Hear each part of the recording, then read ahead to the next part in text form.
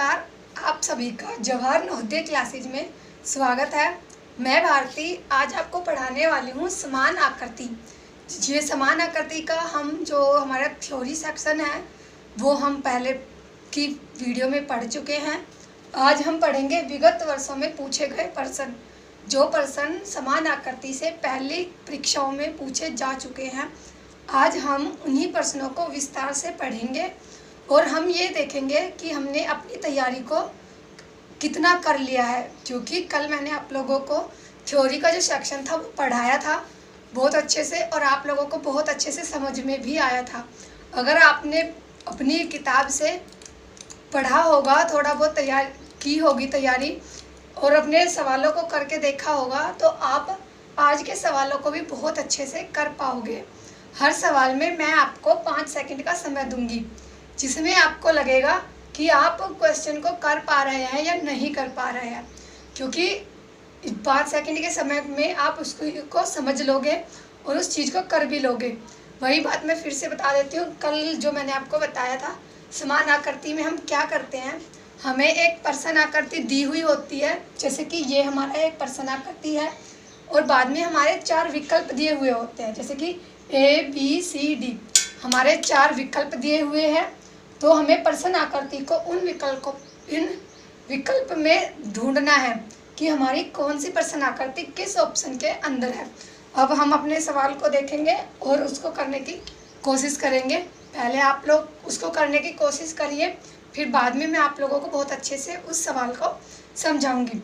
अभी पहला सवाल है, मैं आपको 5 सेकंड का समय देती हूँ, आप इसको करके देखना। जैसे ही आप इसको ध्यान से देखोगे तो उसको कर पाओगे। अब आप इसको करके देखिए।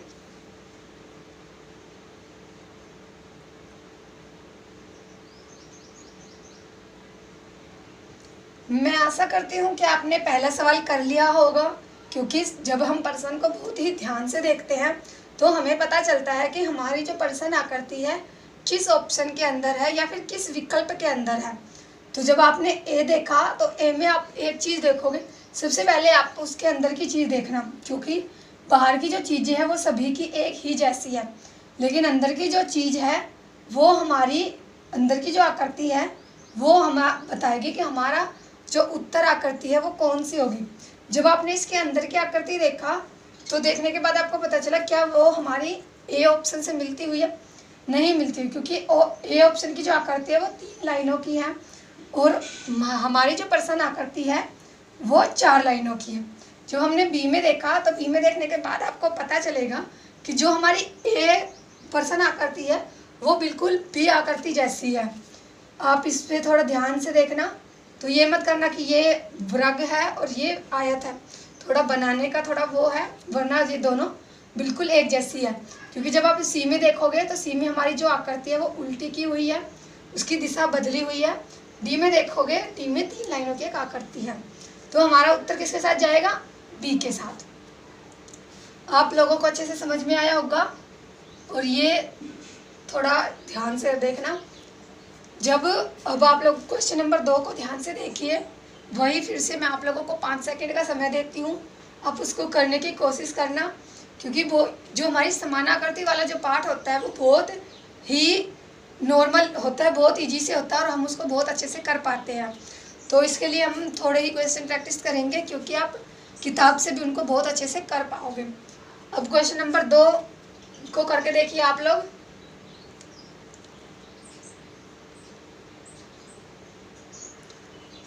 आप लोगों ने क्वेश्चन नंबर 2 कर लिया होगा, क्योंकि क्वेश्चन नंबर 2 को देखने से ही पता चल रहा है।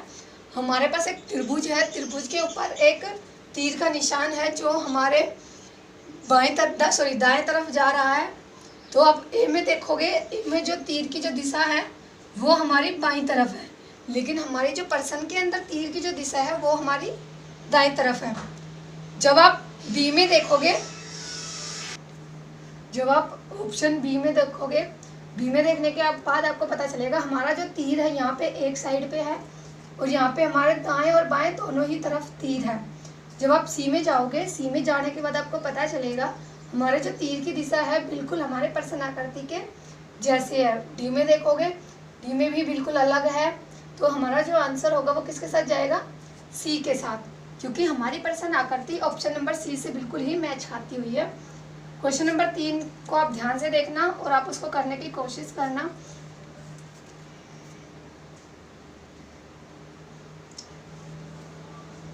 जब आप लोगों ने क्वेश्चन नंबर 3 को ध्यान से देखा तो ध्यान से देखने के बाद आपको पता चला हमारे पास क्वेश्चन नंबर 3 में 3 त्रिभुज है।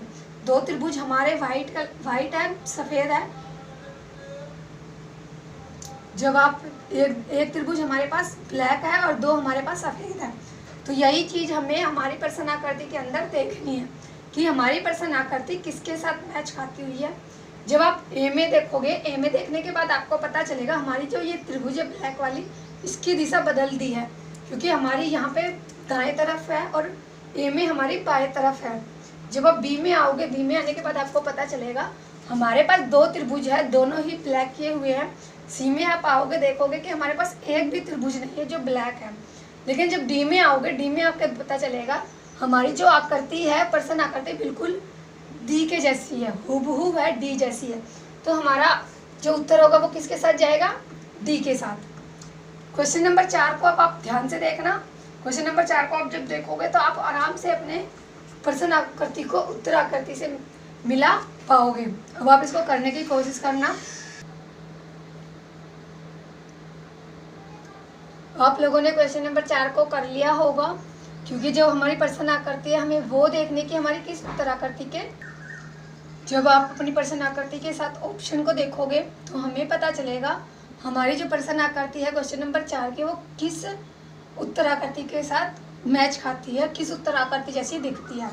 जो आपने ए को देखा तो हमें पता चला कि हमारी ए और प्रश्न आकृति बिल्कुल एक जैसी है। तो हम थोड़ा सा और आकृतियों को भी देख लेते हैं, क्या उनमें से भी थोड़ा बहुत मिलती है। जब हम बी को देखेंगे, बी में देखने के बाद हमें पता चलेगा जो हमारी लाइन है वो हमारी लेटी हुई लाइन है। लेकिन बी में देखने के बाद आपको पता चला हमारी जो ये लाइन है ये हमारी लेटी हुई है प्रश्न में। बी की जो लाइन है ये हमारी खड़ी लाइन है। लेकिन हमारी जो ये लाइन की दिशा है ये भी बदली हुई है यहाँ पे। जब हम सी में आएंगे, सी में आने के बाद पता चलेगा यहाँ पे हमारी लेटी लाइन है और यहाँ पे भी हमारी लेटी लाइन है, और हमारी जो ये वाली लाइन है बिल्कुल सी वाली लाइन के जैसी है। तो डी में हमें पता चलेगा हमारे यहाँ पे 2 लाइनें हैं। तो हमारा जो उत्तर आकृति होगी वो किसके साथ जाएगी? सी के साथ। ए के साथ इसलिए नहीं जाएगी क्योंकि ए के अंदर हमारी खड़ी लाइन है और प्रश्न में हमारी लेटी हुई लाइन है ये वाली। तो आप लोगों को बहुत अच्छे से समझ में आए होंगे चारों प्रश्न। 5 प्रश्न आप अच्छे से करने की कोशिश करना, आप उसको कर पाओगे।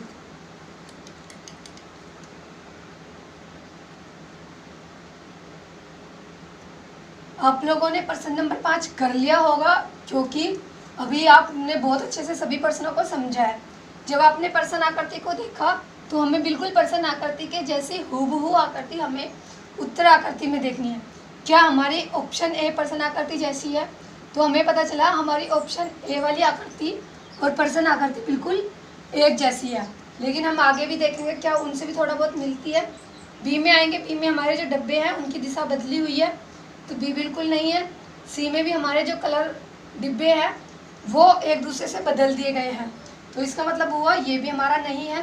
डी में तो हमारी सारी ही चीज़ें एक दूसरे से अदल बदल दी है, तो हमारी ये भी नहीं होगा। तो हमारी जो उत्तर आकृति होगी वो किसके साथ जाएगी? ए के साथ, क्योंकि ए वाली आकृति और प्रश्न आकृति बिल्कुल एक जैसी है। 5 क्वेश्चन आप लोगों ने बहुत अच्छे से समझ लिए। अब हम क्वेश्चन नंबर 6 पे हैं। क्वेश्चन नंबर 6 में भी आप देखोगे कि बहुत ही आराम से आप इसको कर पाओगे। अब आपको मैं 5 सेकंड का समय देती हूँ, आप इसको करने की कोशिश करिए।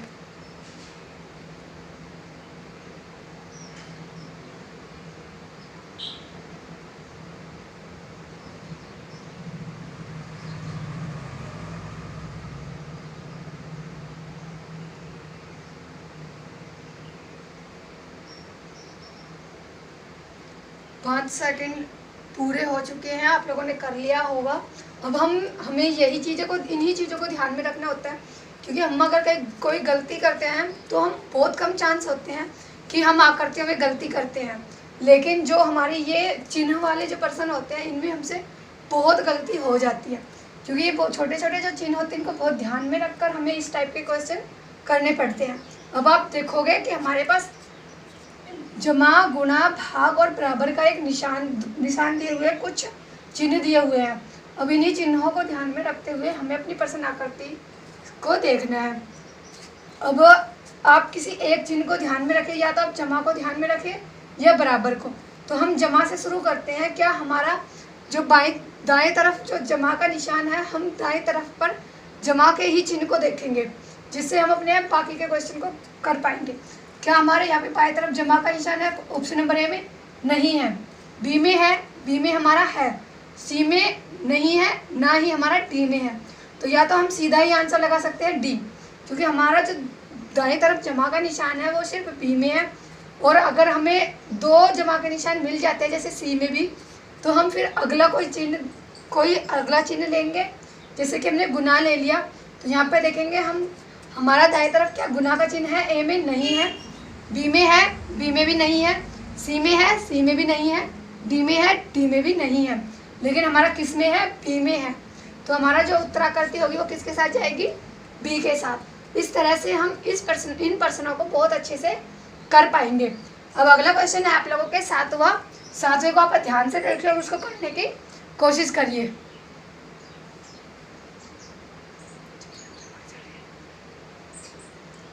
आप लोगों ने क्वेश्चन नंबर 7 को बहुत ही ध्यान से देखा।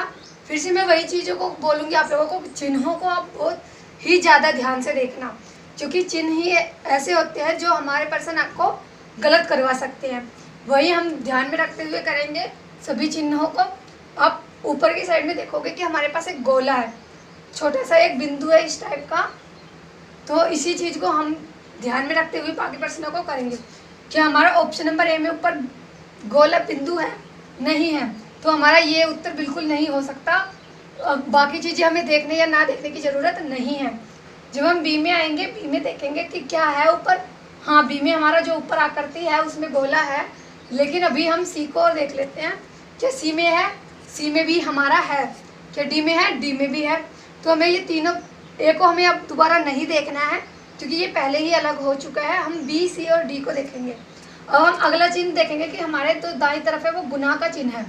तो वही क्या हमारा बी में गुना है दाईं तरफ? नहीं है। तो अब हम बी को भी दोबारा नहीं देखेंगे। क्या सी में गुना का चिन्ह है? गुना का चिन्ह नहीं है, क्योंकि ये हमारे पास जमा का चिन्ह है। क्या हमारे पास डी में है? डी में हमारे पास ये गुना का चिन्ह है हमारे दाईं तरफ। तो हमारी उत्तराकृति किसके साथ जाएगी? डी के साथ। बी के साथ इसलिए नहीं जाएगी क्योंकि बी में हमारे जमा के चिन्ह है, लेकिन हमारी प्रश्न आकृति में जो चिन्ह पूछे हुए हैं वो हमारे गुना के चिन्ह हैं। अगला क्वेश्चन नंबर 8 को ध्यान से देखिए और उसको करने की कोशिश करिए। आप लोग ये मत समझना कि मैं आपको इतना कम समय क्यों दे रही हूँ, क्योंकि ये सवाल बहुत ही इजी होते हैं और बहुत ही आराम से हम समान आकृति को कर पाते हैं। और इसी प्रकार के जो सवाल होते हैं इन्हीं में से हम समय बचाकर अपने आगे के जो सेक्शन हमें करने होते हैं, मैथ का, गणित का और हिंदी का, उनको फिर हम रीजनिंग में से समय बचाकर गणित को और हिंदी को अच्छे से कर पाते हैं। क्वेश्चन नंबर 8 को आपने ध्यान से देखा। ध्यान से देखने क्वेश्चन नंबर 8 को देखा तो वही हम फिर से ए को देखेंगे। क्या हमारी जो 8 वाली आकृति ए के साथ मैच खाती है? बिल्कुल नहीं खाती, क्योंकि ये हमारी दाईं तरफ दिशा है इसकी, और इसकी में हमने देखा कि जो हमारी ए आकृति है उसकी जो आकृति की दिशा है वो हमारे बाएं तरफ है, लेकिन हमारी जो प्रश्न आकृति की जो दिशा है वो दाएं तरफ है। वही चीज़ हमने बी में देखी, बी में भी बाएं तरफ है। सी में देखी तो सी में हमें पता चला हमारी जो आकृति है वो दाईं तरफ है। क्या डी में भी ऐसे ही है? डी में भी बिल्कुल आकृति की जो दिशा है वो दाईं तरफ है, ये वाली चीज़ें। फिर अब हम देखेंगे हमारी जो दूसरी वाली आकृति है तो उसका दोनों सिरे एक दूसरे के विपरीत अर्थ में, एक ऊपर की साइड है और एक नीचे की साइड है। ए और बी को अब हम नहीं देखेंगे क्योंकि वो पहले ही अलग हो चुके हैं। अब हम सिर्फ सी और डी को देखेंगे। क्या सी में हमारी वही चीज़ें दिखाई दे रही है जो हमारी प्रश्न आकृति में है? तो हमने देखा सी की जो आकृति है हमारी बिल्कुल प्रश्न आकृति के जैसी है, क्योंकि डी की जो आकृति है वो दोनों ही ऊपर की तरफ है, लेकिन हमारी जो प्रश्न आकृति है वो एक ऊपर की तरफ है और एक नीचे की तरफ है। तो हमारा जो आंसर जाएगा वो किसके साथ जाएगा? सी के साथ। तो हमने हमारा उत्तर लगा दिया सी के साथ। अब आप क्वेश्चन नंबर 9 को ध्यान से देखिए और उसको करने की कोशिश करिए, क्योंकि जो चिन्ह वगैरह होते हैं या फिर जो तीर होते हैं उन वाले सवालों को हमें बहुत ही आराम से और बहुत ही ध्यान से करना होता है। इन सवालों में एक भी तीर थोड़ा सा भी इधर उधर हुआ तो हमारा सवाल गलत हो सकता है।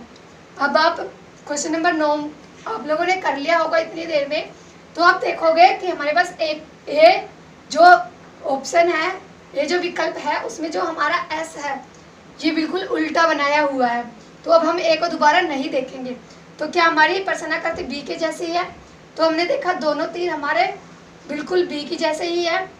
क्या हम सी को भी दोबारा देख सकते हैं? सी में जो तीर की जो दिशा है वो हमारे दाईं तरफ है, तो ये हमारा नहीं होगा क्योंकि जो तीर की दिशा है वो दाईं तरफ है। क्या हमारा डी बिल्कुल प्रश्नाकृति जैसा है? डी भी नहीं है क्योंकि जो हमारे तीर की जो दिशा है वो बदल दी गई है। हमारी प्रश्नाकृति में जो तीर की दिशा है, ऊपर वाली तीर है दाएं तरफ है, नीचे वाली तीर है वो बाएं तरफ है। लेकिन डी में जो हमारी आकृति है वो बिल्कुल उल्टी है, उसके ऊपर वाली जो तीर है वो हमारी बाएं तरफ कर दी है और नीचे वाली जो तीर है वो हमारी दाएं तरफ कर दी है। तो हमारी प्रश्नाकृति बिल्कुल किसके जैसी हुई? प्रश्नाकृति हमारी हूबहू हुई सी जैसी। आप लोगों को बहुत अच्छे से समझ में आया होगा। अब आप प्रश्न नंबर 10 को करने की कोशिश करना और उसको देखना कि आप बहुत अच्छे से उसको कर पाओगे। जब आपने प्रश्न नंबर 10 को देखा तो आपने देखते ही उसको कर लिया होगा। मैं ऐसी उम्मीद तब कर ही सकती हूँ क्योंकि हमारा जो दूसरा जो पार्ट था समान आकृति वाला वो भी अब आखिरी क्वेश्चन के साथ यहीं पे ख़त्म हो चुका है। बाकी आपके जो जितने भी प्रश्न बनते हैं बुक के अंदर उनको बहुत अच्छे से आप लोग कर पाओगे, उनको करने की कोशिश करना। अब आप प्रश्न नंबर 10 को देखो ध्यान से, तो देखने पर आपको पता चलेगा जो हमारा प्रश्न नंबर 10 है वो बिल्कुल हूबहू ए जैसा है। बाकी के हमें देखने की ज़रूरत नहीं है क्योंकि हमारा जो बीच में जो है हमारा वो गोला है। तो अगर हम बी को देखते हैं तो बी में हमें पता चलेगा हमारे जो चिन्ह है यहाँ पे गुना के हैं, लेकिन हमारे पास प्रश्नाकृति में जो चिन्ह है वो जमा के है। तो हमारी उत्तराकृति किसके साथ गई? ए के साथ। मैं उम्मीद करती हूँ कि आप लोगों को सभी प्रश्न बहुत अच्छे से समझ में आए होंगे और आपने अपनी थ्योरी भी बहुत अच्छे से पढ़ी होगी, जो हालांकि मैंने उसको बहुत अच्छे से आप लोगों के सामने समझाया है हर प्रश्न को। अब आप अपनी बुक के सारे प्रश्न को बहुत अच्छे से करके देखना और सभी आप कर पाओगे। अब बाकी आज के लिए इतना ही। बाकी हम कल से हम अगला पार्ट पढ़ेंगे जो कि है आकृति पूर्ति परीक्षण। तो उस पार्ट के बारे में थोड़ा सा मैं बता दूं तो हमें एक आकृति दी हुई होती है, उसके 3 भाग हमें दिए हुए होते हैं और उसका एक भाग हमें प्रश्न आकृति वो उत्तर आकृति में से छांटना होता है। जैसे हमने प्रश्न आकृति को समान आकृति में प्रश्न आकृति को उत्तर आकृति में से छांटा है, वैसे ही हमें आकृति पूर्ति परीक्षण में प्रश्न आकृति के एक भाग को उत्तर आकृति में छांटना होता है। बाकी आपको बहुत अच्छे से कल मैं करवाऊंगी। आज के लिए इतना ही। धन्यवाद।